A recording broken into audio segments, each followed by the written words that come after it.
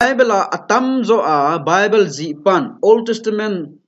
quotation ala ting le thil khat Old Testament na ko na hung ki sei pe New Testament na hung ki sei khat a phut che sa no me ti a sei nom be na Old Testament na quotation an la zi a he a thu sei ho khu a tha a hi po a lui a he ti khu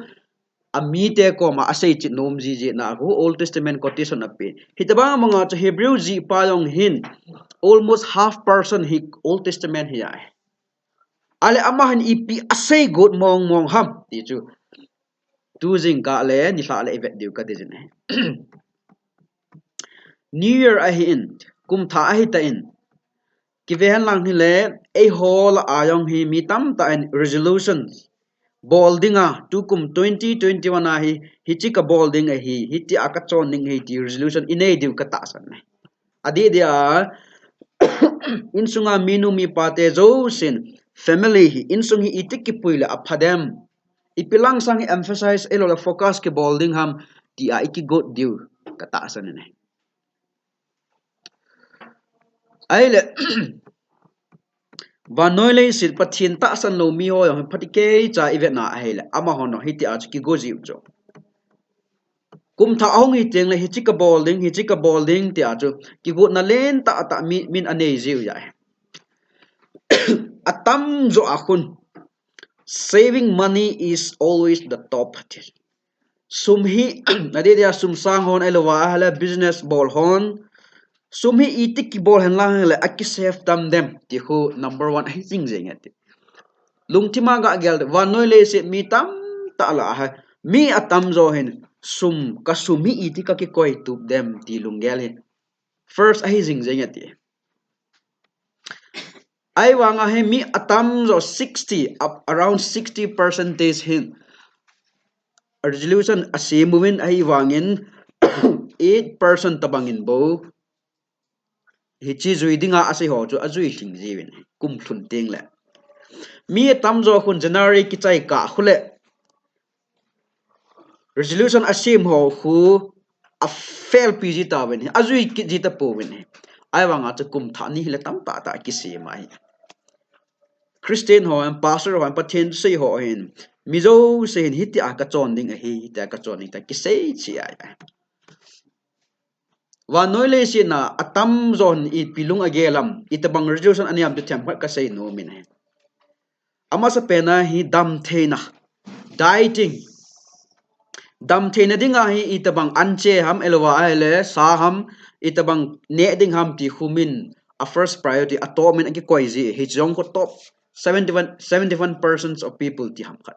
alwa ale exercise more oi pujep ho ham alwa ale dam theina dinga kise gimnom ho ham exercise bolding ti jong chu hikine top 10 la zao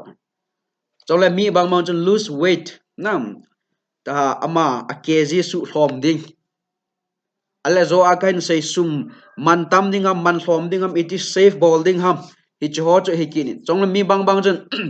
a habit follow zudon halang smoking alwa achieving tobacco hi chong hi kanga ding hi ta resolution tam ta ta na sim jiwin tu a kain se ho cho a top 10 ngan hi ale azon apena spend more time with family hi chong hi hong za wen top 10 la ka sei nom penda cho phatike chan he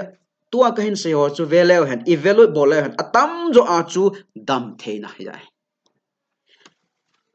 gan hingin jong dam theina adein mi hemin jong dam theina ade ne jong la security kadam mo teng la sum hoya ko na hong ding ham alwa hele ha sat na ka tu teng la kon evet ding ham ti security hi chi min aha gel kho pen ta family alwa la health ta sa dam theina pathin ta san lo honong atheist pathin a ume ti ta san lo honong dam thena ade ya mizo sen dam thena ade ibola mizo sen dam thena ade ham dala tuhil ba Ecclesiastes chapter 3 verse 11 lang cha velaw han God has put eternity in the heart of man mi hem te lung thima he pathin in tun sot the sense of eternality akoya ti cho ena hu ki thinom lo chu ki hing nom chu ki dam thei nom chu koi ma ka thi nom ti koi ma om lo chu he chi chu pathinin akoi he dam jing theina ta asa hen lang thlaga hong le dam jing theina chu gancha no angai cha na mi no angai cha hi je na chu hi chi ahin koi pa pathin chu imu taka sewa chu dam theina kiti chu cham kim lo ding ya he ai le hi chi Hebrew le khabu he zo up to 13 chapters au make it in hilai sunga hi Hebrew ji pan ipi ase nom ham dale Hebrew mi te hi Israel mi te tiute a hi tiute Hebrew mi te amoin pathin thu anaza o Saying kana cha Pentecost nia cha mi tam ta Jerusalem a hungwa sagau thing changwa Peter in pathin thu ase cha aza wa ain langwa akile pha nuwa ain lang agam langwa ase yang tam ta ma ama ho akona chu si Hebrew Christian dang hung ping tha Christa pathin ain hen do hiding dan ta sano men a hi wanga chu a now hi Jewish majority Israel tam na ta hu city ham khan an hiding dan hen hi zena chu Christian ahong hi zo wa ko na hai aso pi ho ma wen Israel ho ma in I pi pathin ho ham na pathin ho adi poi ti a ama ho chu dai chat wa ya ne ta ale chom khat jawa chu mo dai chat wai mai hilowa aso pi te ho chun ahin su gen te ta Hichi Hebrew mi te chu aso biten ahin su gen theiwa hena chu amon Christian nung azuyu chu akhon na he alungi ahin gel phanui tas ai lo le Judaism ko na ka hung po do a Christian nung ka ju adi lo nga maham tu nagi ya ka so pi nang emu nom lo eisu gen thei jing ti lung thim ko gel tas hichi agel wa chu chom kha jawa chu ai boy kile kita hate Judaism in the old religion jun kile kita hate ajuti lo wa ale isopi ho do khana yum thelo de yati hichi phat lai ta chu Hebrew ji pa hichi lekha aji a aga thoughts ama ho condition to tu lai Christian condition hikibang chana ya pathian Christa ita asan hi banga izui to povin a discipleship ba azui na pa hi azui na pa action hi a umbe se tapun amina wang jo Christian tam ta no omine hena chu hichile khabu hi chomkhat isim diu ka dizine ama ho hi isei banguvin Christian ana hi win Judaism akona chu hungpo no Christian hi wa Christa nung azuile ai wanga chu aso pi hawin amu nom talo amo community ma in asu gen thei phan mo kile go wa he tai hichi din muna adin wa chu ahin kho chu even na sagawa even na hale khan to na growth kiti chu umlo wa ta na amina chu Christian himai mai ai wanga chu khan to na om ta pun he Christian life a he din den kiti hi umlo wa there is no stand still in Christian life excuse me there is no stand still in Christian life Christian life I din den kiti umlawa ai wa ei ho ta sen ho awang din den cho lam jo ten la kiding den cho mi khat nga ai chom khat jo ten la kichi kit idin nom ten la kiding kit Christian ni ho I din den kiti umlo whether you go backward or you go forward chi cho khat jo ja kiding den thei po na he hena chu Hebrew Christian te ong hi ama hon ding den tabang a hi vin ai wanga chu Christian sagao mina che ven ale amo anung chon che hita hena chu Hebrew bungup lang ko vele hen ichi Hebrew ji pan warning ana pe na he nakinung le kinuwa hi le nata san chu na tha awa alowa nata san sao khat pathin chapa nata san sao khat chu na tha awa adi point ti kinuwa ale itin so cha dingu ham ya question na bola hena ju tuing ka phana e hoyang phatike cha ki gel de hena chu Hebrew ji pan Hebrew mi te het the dinga hi Christa athupi na le aman lut na hi ha se ya ase bung khana kona azona ge Christa man lut dan the superiority of Christ tidam Christa alit dan Jesu alit dan alopi dan athupi dan aphat dan acham kim dan cho aman ha se ya ana se hi ai ena cho amasa pen ta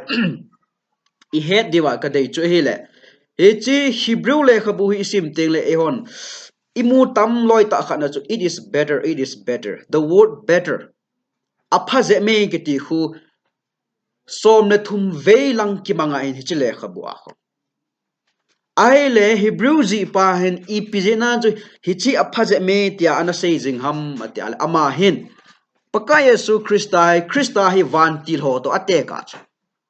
van til ho to ateka Hebrew mite mit muding ta ach ven tu ana tha god pau so na ta sanwa tu ana tha god pau Christa chu van til ho sangin aphazoi tia comparison na bol ai chu mosin dan thu som tiu de thu som ala a khu belen akithopi akoi macha mi umlo he ai wanga van til ten kithopi van til ten akithopi je wa chu Israel te lungthima het the ya chu van til te chu mithupi ta la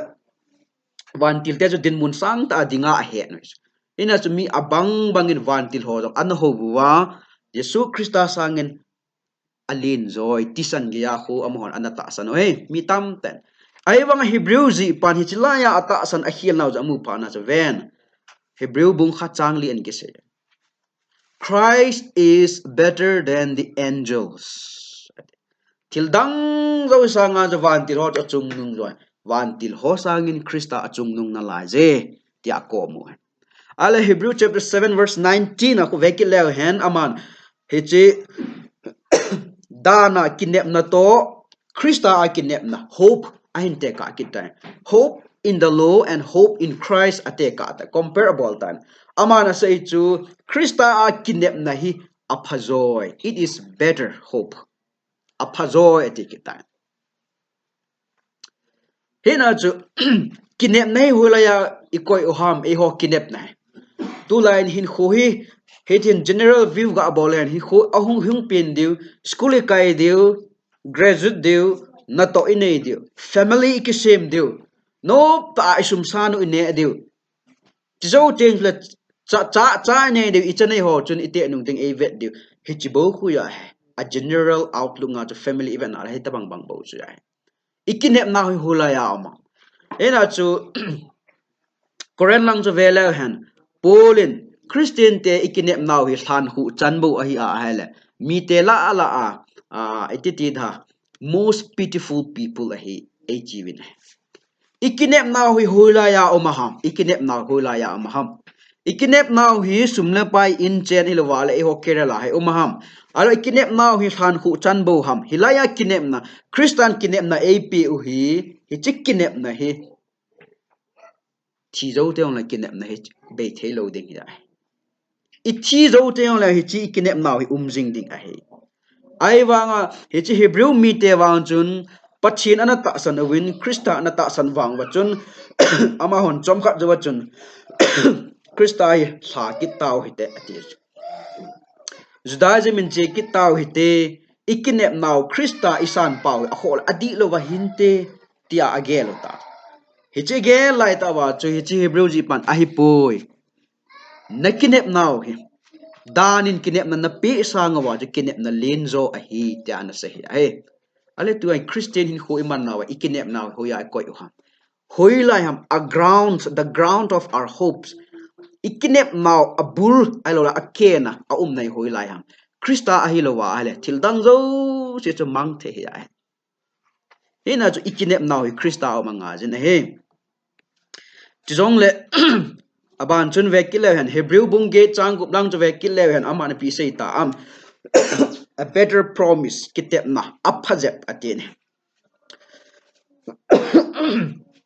kitep na phajep chu pi ham e hon kitep na tha kitep na lui le kitep na tha Old Testament and New Testament ti jun kitep na ati bo kitep na lui le kitep na tha ante ka kitar hoi zo am kitep na luya chu I chan ge ipiham kitep na chu dan na zui bulit na ahile alowa ale mosi dan ki pi zo se chu na zui bulit ding ahi na zui bulit na ale phat theina chan ding ahi tiute ahile dan pathinin asem chu kun azui bulit ding ham hi theilo a he thing ke koi man azui bulit thei po heyong le New Testament Christa a kitep na kitep na chu ipi ham ta le ama ata ita sanwa hi chi Christa chu imwa ai le phat theina zo se Israel te phat theina zo se ong chu ichan di ya he hi kitep na phaje ma he ena chu e ho adinga hi chi ho zo se kitep na yen lang kinep na yen lang jong le Christa van til te sanga ale ni alal zo e tiu chu holaya imu ham na Bible ki che ta imu kitep na le kinep na hoi i ti hon ikila the di ham Christa ting le e chi kitep na le kinep na chu chan de we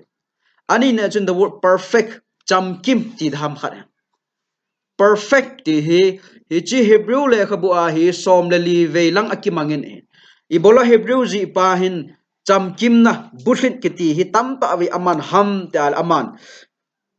Isu Christa na to hi chi dan na to na chu an te ka kitan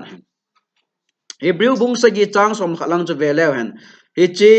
Levi phunga thim pu ho na to paka Yesu Christa na to hen te ka kitan ni hi na chu Levi thim pu te na to chun hu hing na cham kim ei pe thei pu bin ama ho chu ni pi bol vam ple ni se a he chi ho bu sunga chu lu jiwa apam lang asung lang hi po ne apam adan ni na chu lu jiwa chon sit ngai dam na ding nga hung ho chu alam to jiwa ama ho pum go thil to chu ama ana sa sa jeng ni se a bol chong le dan chung nung sung nung pen ta mun thing chunga chu kum khana khat ve lu wai them pu chung nung the high priest them pu chung nung chu kum khana khat ve lu na ama dinga chon sit ngai dam aki thum masana chu ting Israel pum pia dinga chu Jehovah pathin koma chu Israel pum pia dinga chu chon sit ngai dam na athum jengla pathina chon sit naw chu angai dam he chi chon sit ngai nem chu kum khat bo ya akum kit teng le abol ki tho de them pu chung nung pa chu hunglu ki na kum go thil to a hita Israel mite adinga chu ngai dam athum ki de kum sia abol jing dik ya ai wanga chu Yesu Christa chu wana kona hung kumla hen mihim Levi phunga kona he de boy pathin chapa ta chu hungin ama chun kel cha alwa hale bong no gan hing ato po ni ama le ama ki to in ama thisan chu chon sit be lo a hi je chun hi chi ama thisan chun ei ho ading khat ve ya ton sot ge ya ding in chon sit now zo se asop thing tai pathin tangwa nu men hi je na chu ama na to ama thempu na to Old Testament na Levi thempu na to chen te ka le Christa thempu na to yo hi acham kime kiti ye na chu Hebrew mi te ko ma Hebrew ji pan ai poi zaji mana na ho wol na ju yu chu dan a hi na so cha na yong acham kim thei poi a hi wangin Christa en na so cha na acham kim ta atis ina chu Hebrew ji pahin eternal salvation redemption ton sot geya hu hing na ton sot hin na ati ale ton sot hin na chu iti chan ham le e hodinga chu mi hem lungel su to a he phat hi ho ma le thum ma chu na past present and future ale Christa chu cross a kum sang ni masanga chu ahung thi a hi le ka chon sin na chu past sin present sin future sin te ding hin mim khat kai na ala hui pen cho ngai dam ham ti question da baka Yesu Christian chon sit angai dam chu ka past sin so na kana chon sit kin kana ki hai mil ta ai wa nga hi cho jo song chu aman amu ya ki che ta pathin amu hi chong angai dam ta past sin and the present sin do ni a yung ki pat do wa ko na ho in ge chu kwam lung thing theng selen ka umin kalung gel ka ngai to yang chon sit na pathin de lo neu cha am poi ti thei ding koi mam lo ai present sin tu ayang kho a hele lung thim yong hi seve bu hi jong le ki da hi jong le thil phalo igel mai thei i cho jo song hi a het le pathin in a het chon mi hi bin jing ni kho le pi bol di ham pathin in dam nai pi le chon sit na khat be lo di ham jing ni kho yong na ding ya mi hem to chon sit be ya ki hing thelo jo future sin no ma hi cho jo song past present future sin hi ti chon sit na jo se ko a hui lo ma thing cross a het be he ta ngai dam sa he tai hi cho ji na ko me di la che lo di hi e ho a hi wang aman angai dam na pa chu i het lo wa le ho dinga kan lo wa ina chu aman e ngai dam ta ve he che pakai Yesu Christa kum se a thulun lu ya he che them pu ho an lu nuwa Israel pum pi adinga ngai dam an thum sangwa cham kim jo chu khat ve mi him cha pa he thing cross Calvary cross ama le ma akipe ni chi athi achun ei ho chon sit na zo se ache sa lang tu pe lang ahung hlung dinga I chon sit naw yong angai dam sa he ta hi je na cho ama a zo se chu hunung le chon se jong le a chon sit naw ki ngai dam sa dan hin palke dong le dan palke lo wa ki sim ding hai ta chu righteousness chon phat na ke ti ai chon phat na ke ti chu mi hi ma om thei pui mi him cha pa Christa bo chu a chon pha bu hling in hi yena chu ama a zo se chu chon pha bu hlinga he ta ne he che Old Testament khang la ya chu mi chon se ho chun pum go thil to chon se ngai dam na ding nga pum go thil to gan hing ham kel ngoi alowa I like bong no kel cho an kai ting le amon pi bol jiwam he chi mi chon se pa chun hi chi kel chan lu changa chu hi tai akhut angap ji dai hi chun pi vet sam ama chon se no zo se chu hi chi kel ngoi no chunga chun ahlung tai ti vet sa nai ena chu a chon se pa thi talowa a chon sit na a na pa kel ngoi chu ki tha na ya ama chu ki tha ting le a chon sit masang ahin ahung chon sit kit ka a ama a thi nga ya a chu hung chon se tho tho ai ting ahung chon se ki ting le kel ngoi khat an ki pui kit ding ita cha khut chu kel ngoi chunga angap tha ding cho ting le hi chi kel ngoi no chu thim pu hon a tha deu hi ai ting jule a chon sit na chu ki sop ni ma a chon sit kit ka a chu thi nga ya ale izat minin izat chan chon silwa thei ding ham mi him hi tabanga chu zinga hi na chu Hebrew ji pan ai poi tu ana ta sanu Christa ana ta sanu Christa hu ing na nei pa ho acham ki ma hi hla hi un ate hi jong hi danin na pe thei po we ton sort hu hing na hin kem lo na alowa ngai dam na hi danin na pe thei po we Christian mo na pe thei Hebrew chapter 7 verse 19 Hebrew chapter 10 verse 1 la cha ve kilen gan thisanin asop thing thelo gan thisanin izave izana sa izana dinga kumizana dinga ana sop thingam da kum khana bo kum khat dinga bo ana sop thing hi da he ai wangin pakai Yesu Christa thisan chun kumizana dinga ichon sit na sop thing ham da ton sort ga dinga sop thing hi da he jena chu Hebrew ji pan ai po kinung le hi even na tu that po even ati so God has his own timing na phat thei chan na dinga ko e hotu nia hai phat thei na ki chang no me cho pathian chu ki kai tha go yeng ai pathian chu idei ki bol sa nom ni idei phat phale ti chui lo wai God's timing is different ena cho pathian ta san ding tu jing ding sa lo ding pathian mi ngai lu na alowa le Christa a hu hing nei acham ki mi abana chu athum na chu eternal tu chun ka hin sei tha ten eternal ton sort keti ton sort ge ya hu hing na dam na chu Christian bo omin he koi ma cha dengin om po azo akhen se kum tha ai ta mi tam ta new year resolutions isem de huya he atam don dam the na a he ti chu na mi jo sen dam the na ki ngai cha cho ton sort ge ya ko dam the na ki bol do ki cho do thian lang le min a cho go ding a bol go ding hi ai ai bang ton sort ge dam na chu Christian bo au me in a chu Hebrew ji pan tu ana dam now Christian ki tu wa na ta sanwa thagawa na dam now ton sort ge ya ding hi je chun tu a ton sort ge ya dam na chu tu a phat chom khat le adinga gen thi ha sa na thu je bin tha so hi be na te ai in a chu Hebrew chapter 5 verse 9 a chu he is the author of eternal salvation na lekhang ko aji che chu author chu ale chon sit na kona hu dam na alwa hele ton sor hin kim lo na he kwam author ti chu Christa he ena chu Hebrew lekhaji ban gen the jong leo chun ha sa jong leo chun boy jong leo chun na so pi ta in nung sunin lang alowa na so pi ta in gen the na pe jong le chun Giêsu Christa chu hla hon Giêsu nei ka nom rồi Giêsu nei hi hin na nom a hi rồi hi tia chu na se ina chu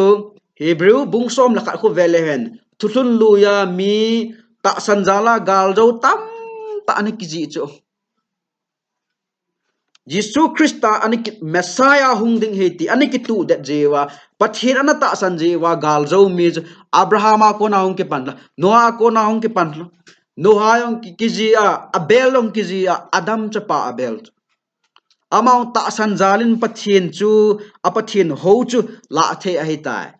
Noah yong kizin Abraham yong kizin Moses yong kizin Moses tu sim chu chom kha ga selehan Moses chu Abraham min achapa ar ki sim metai leng ina nu ma anezo se chu he was educated in the best university of the country Egypt gam sunga dinga education san na pen university azama lekha sim to Moses ale in hoi pen ta ale in low pi pen ta chu Moses chu ale hilaya a chu aman ta sa dinga chu no asa ten ahi wanga aman pathin ata sanjina chu ada sai Bible na jitule pathin ata sanina chu farao chapa hi a leisit chon sit nup sa na zo se to hin khom sangen a mite to gen thei thu ding chu akiphal zo ipji nam ta sana Yesu Christa atu de jena inas aman ada sain ahun kile kine athiding dol ta haya he leng par atha le dol ta ya pathin an man cha pa na jo nam pumpi khat an hu do ta ni mosi nam pumpi khat an hu do jo simple ta pathin atu cha na itia chu an an hu do he ti chu imuvin he hizina chu Hebrew ji pan ai pu Christian khoi gen the ha sa na to jong lew hen itu pau Yesu Christa hi I tha lo dingu a hi ama hi hu hing na cham kim na a hin chong le ama a ine ju hin na hi ton sort hin na a hi chong le thil jo se to ite ka a hi jong le Christa hi he is better than everything thil jo se sangin Christa hi apha joy hinas doing ka pha nai in kho wai thil tam ta sending au me hi jong le I hlen deu chu hi chi kum tha hlen deu chu ta sadam the jong hlen deu hi in sung dam the jong hlen deu hi jong le Christa adam the na pa Christa zo hi hlen deu ti a chu tuing ka pha na ki ti mo hi